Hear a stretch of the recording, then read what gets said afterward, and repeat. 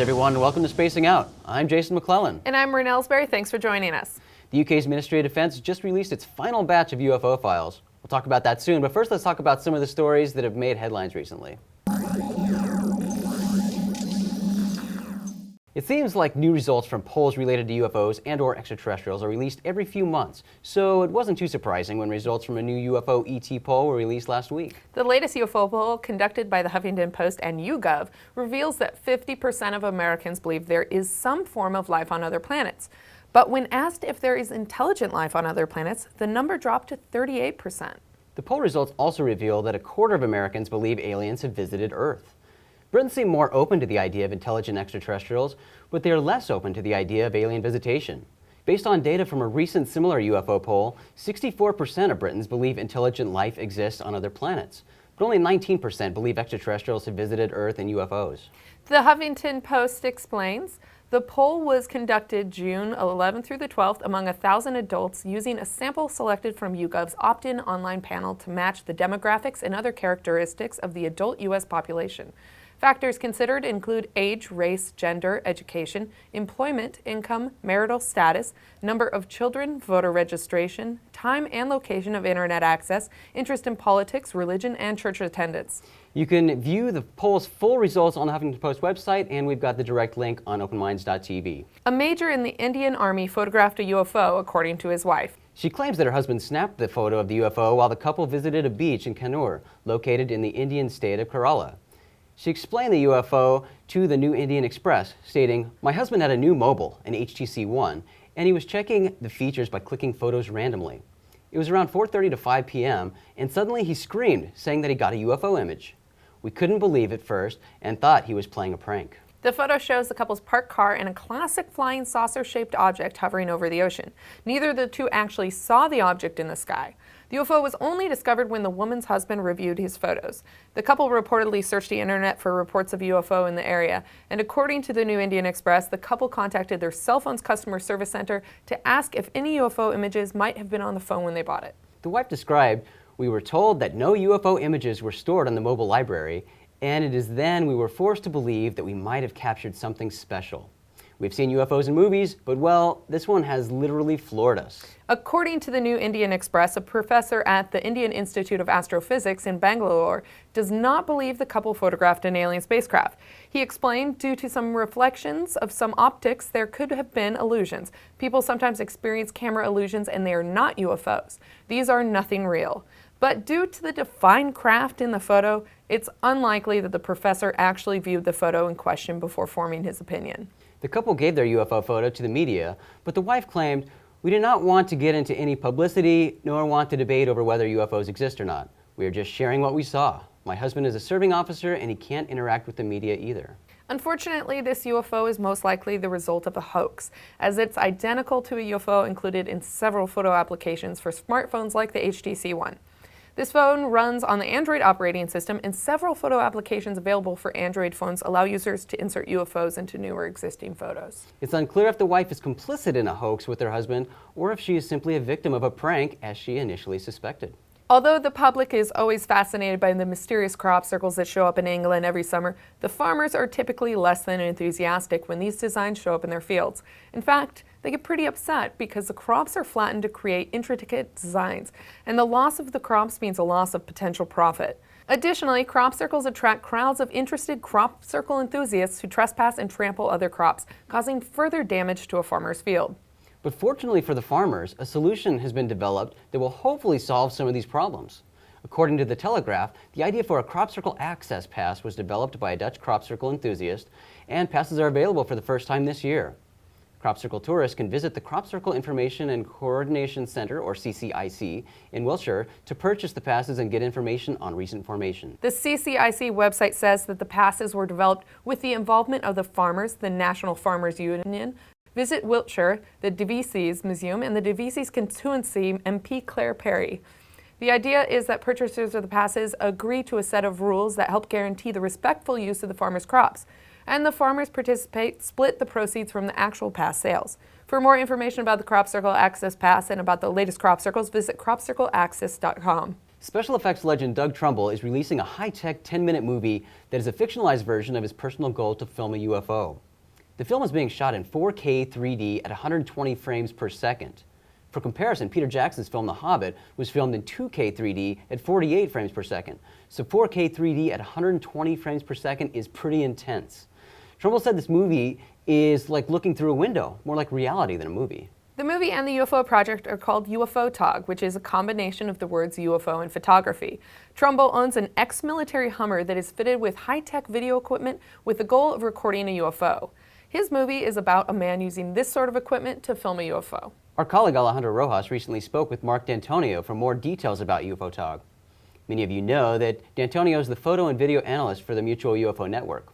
He also owns FX Models, a company that works with the entertainment industry, the military, and others to build detailed technical models. D'Antonio is working closely with Trumbull on his movie and UFO projects.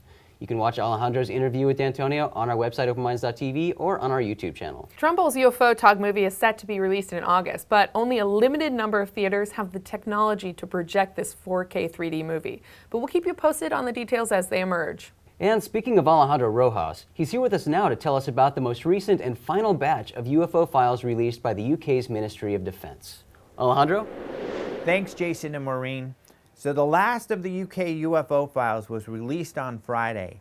In an answer to the flood of requests the UK government was receiving for UFO files, they began releasing all of their UFO files in batches beginning in May of 2008.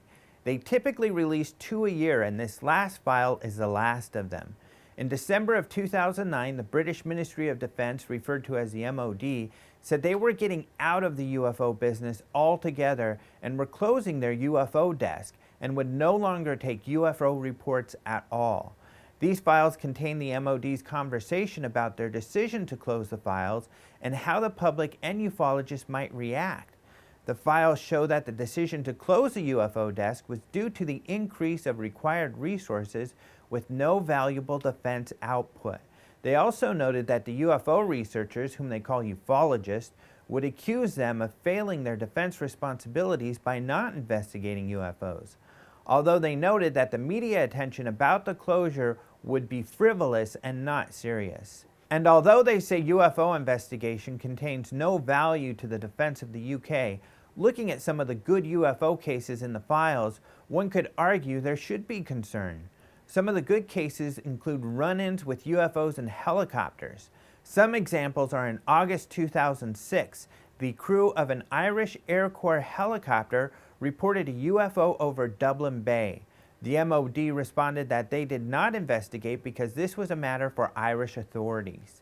In May 2008, over Birmingham City Centre, bright lights circled a police helicopter. They had to maneuver to avoid the unidentified object.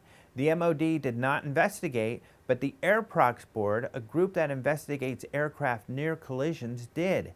They suggested it might have been someone messing around with the police helicopter using a remote control aircraft, but ultimately they deemed it unexplained.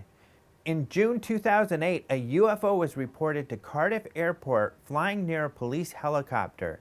The MOD said they never received a report from police and nothing was caught on radar.